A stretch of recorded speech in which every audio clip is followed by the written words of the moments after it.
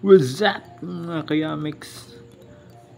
For today's vlog, mag road trip na po tayo. So yung point po natin is going to Oslo. So nandito na po tayo.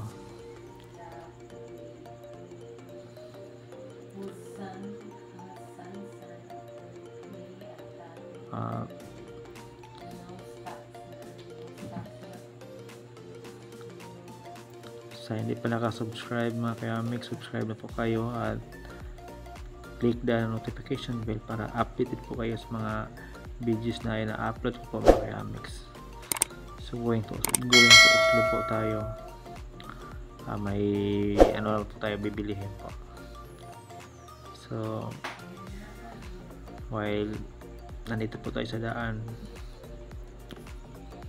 so extra careful lang po tayo mga kayamix dahil yung daan po dito is under renovation po. So hindi po tayo padaga ng takbo na mabilis dahil maraming lubak-lubak po.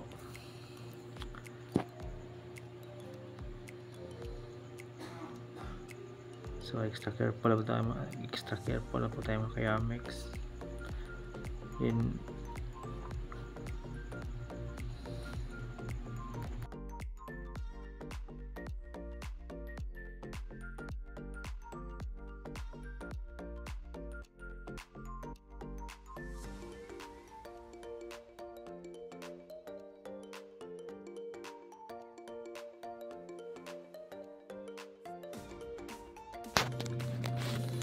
Mga kayamix, mahaba-haba po itong daan papuntang Oslo, Cebu.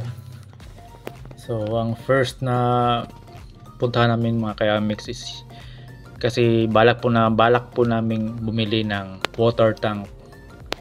So isa po yan sa aming i-inquire po.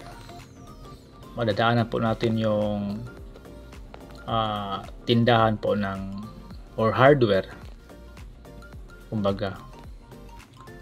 So ito na po yan, ating makikita ang kanilang binibintang plastic tank. So kasi malapit na po ang ting-init or summer, so yan ang nag-i-inquire po kami ng mga water tank.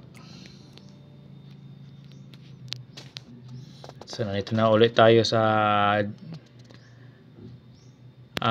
Gaisano, Oslo para bumili ng mga pang araw-araw nating mga pagkain.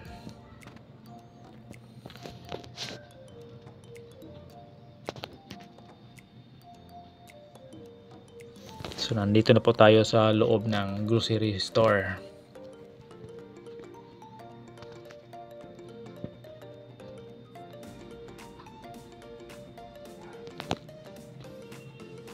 So ating makikita po yung partner ko, yung wife ko po. Siya po ang pumipili ng mga goods po.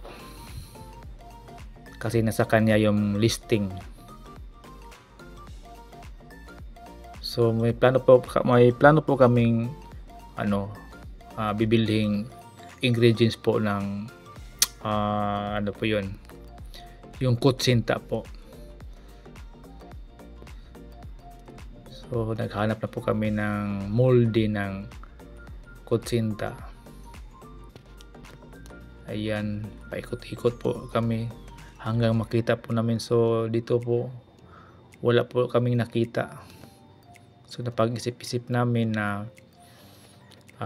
baka nandoon sa second floor.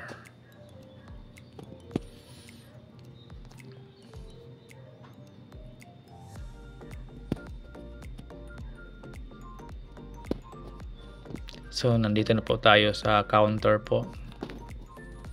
Then bumili po tayo ng pagkain sa lilam. Ayan po. So nandyan, binigay na po sa server yung pagkain. So while waiting po sa aking partner yan, sa wakas nakabili na po siya ng molde ng kutsinta. So kumakain po kami dito sa paborito naming kainan, yung tindahan ng fried Chicken Joy. So hanggang dito na po mga Kayamix. Don't forget to like and subscribe my YouTube channel. Bye bye.